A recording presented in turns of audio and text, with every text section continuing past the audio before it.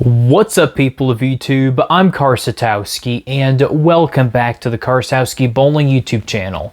So in today's bowling breakdown, we have the 1995 BPAA US Open. So let's just get on to this title match. Here is the title match between Dave Husted and Paul Koehler. Alright, Dave Husted qualified first. Alright, he has 11 PBA Tour titles. This is a little bit blurry screen, so it's a little bit hard to see, a little bit fuzzy. Dave got a nice light hit into the pocket. Alright, he's had to wait a little while. Paul Koehler defeated Steve Hoskins 278 to 256, I believe that's what it said. So, actually a pretty tight match and high-scoring match to start off with. And Koehler gets himself a light mixer.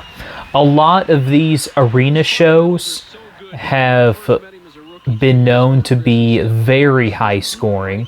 The 4-game total pinfall, the highest 4-game total pinfall match still is held from 1996, I believe, and that was in like a stadium setting just like this. Paul gets it going with a double to start off the title match.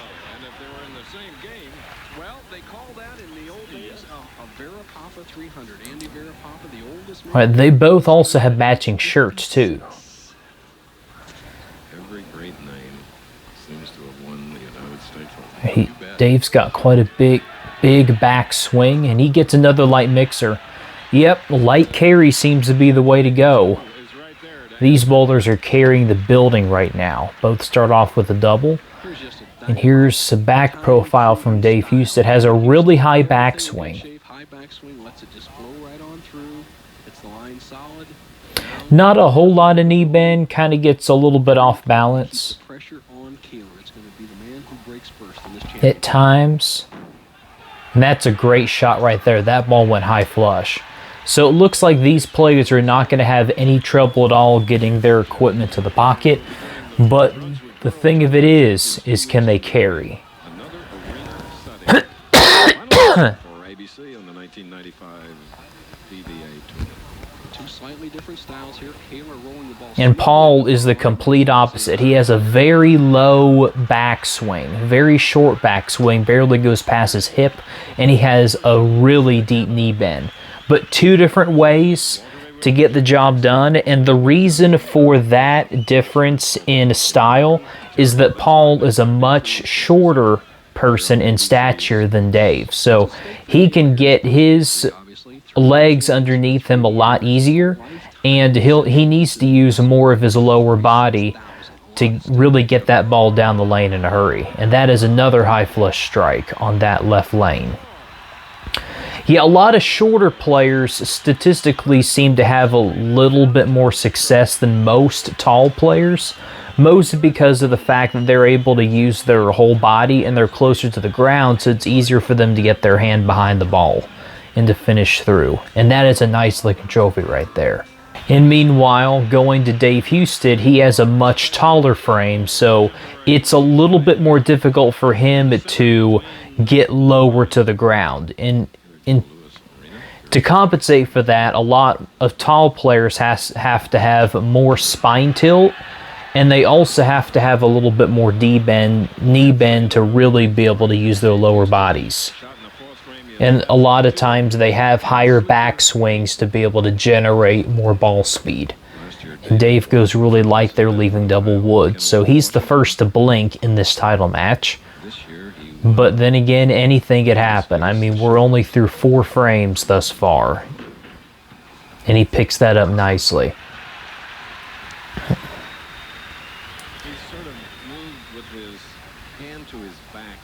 Huh. Yeah, I did see how he walked back. It looks like that he's got a little problems with back, probably a little stiff. Tall players also generally have back issues a little bit more than shorter players. because with them having to have more spine tilt, they can pull nerves and muscles a little bit easier. And he gets his ball to finish high flush again on that left lane. Yeah, Wes Smollett has had issues over the last few years with his back and his knees, pretty much mostly due to bowling, but from other injuries as well. I really wasn't. I've known Paul for years. We're very good friends. He comes to the house a lot. He's a pretty cool customer, as he proved. And Steve is getting his ball to carry everything as well. That was another high flush shot, this time on that right lane. And you know, that blue wrist guard, I mentioned it a few videos back, but just about every single player throughout the 90s had one of those wrist guards in, 15 consecutive strikes. I believe 17 or 18 is the record. Let's see if we can make it 16 consecutive. Oh, there you go. 16 consecutive strikes. Wow. Wow. Anyway, what I was saying about the wrist guards. So, really the reason for the wrist guards is reactive resin came out in the early 90s. And a lot of players now basically had the option to play deeper into the lane. So what they needed to do is they needed to be able to learn how to hook a bowling ball.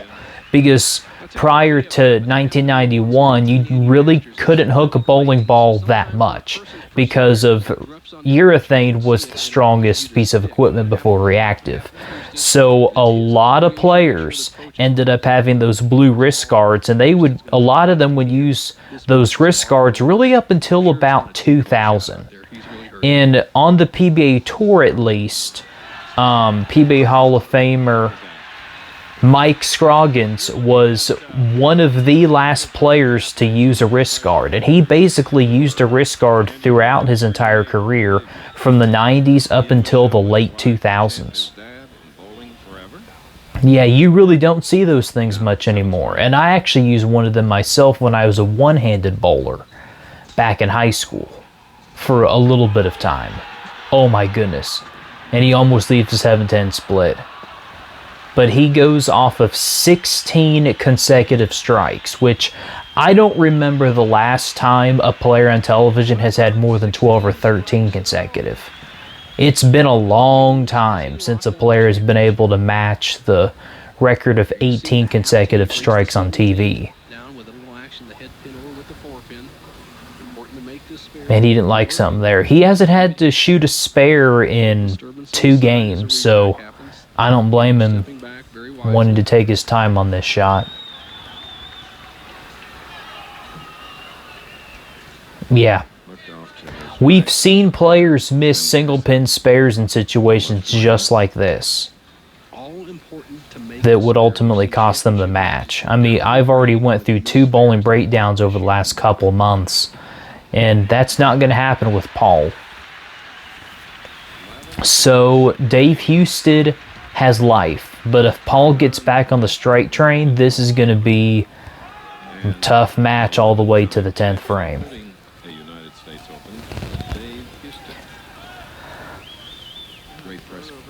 Okay, I think they could have gone without that camera angle. Yeah, they could have saved that for the next time Paul goes up. Perfect shot. Yeah, Paul is back on the strike train. He can go out for a 279, back-to-back 270s. Starting to look tired. And no wonder with the pressure of that semifinal game. All right. Dave kind of feels like that he needs to strike out to have any chance. Paul has not missed the pocket the whole game. And Dave has missed the pocket already this game. So he feels like he has no miss room at all. And he's really trying to stretch that back out any chance he gets. He's hurting, but it's easier to throw one shot than it is two. And for the first time in the match, he can take the lead. 9th frame, 57th game over 7 days for David Husted. All right, has to strike here to have any chance. Pitcher hurt happened in the 4th frame of this final game. Ooh, Looks like he got up the lane a little bit more, and it carried the 10 pin. His whole body is, you know, and I know it hurts. No doubt, Chris. It's exactly what you have to do. You have to go with the whip. This is the big time. This isn't practice. This isn't a regional. All right. So Paul can retake the lead by 1 pin in the 9th frame, which will set him up for the 10th frame. Oh my goodness. Oh, yeah. Okay. Yeah, that 10 pin was not going to stand up that time. Look at this shot. That ball goes light. Pin in the gutter takes it out, and then the messenger was about to slide over to take it just in case the pin in the gutter didn't do its job. All right. Yeah, so it's a 1-pin match. Oh, that ball skates way wide. What in the world? Did he lose it off his hand or get in the oil a bit too much? What do you... I want to see a replay of this and see what happened. They're not going to show the replay, but the important thing to do, yeah, Dave knows that he's got life. He knows that he can get the first ball in the 10th to potentially shut Paul out. He's got to pick this up.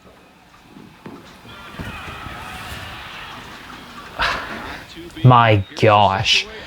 Look at how that changed the match. He knows it. He knows it. That ball skated way too wide, and he just didn't... He caught way too much of that 5-pin. If he would have picked up that split, that definitely would have given him a much better chance. So now Dave just needs to strike on this ball. Oh, that's high flush. He's got it. There you go. Any kind of count and he'll be in the 260s. Wow.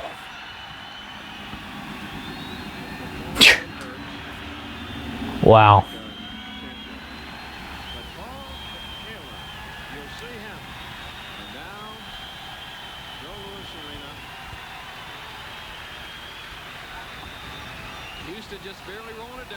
Let's let him finish up these shots here. Yeah.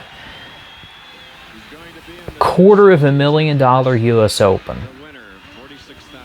I think that's about as much, nah, a little bit more prize fund, I would have to say, from the US Open these days.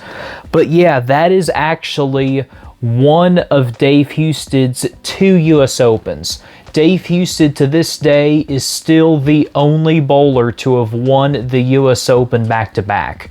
There have been quite a few players in the past who have tried to join Dave Husted in that, but they all have not succeeded.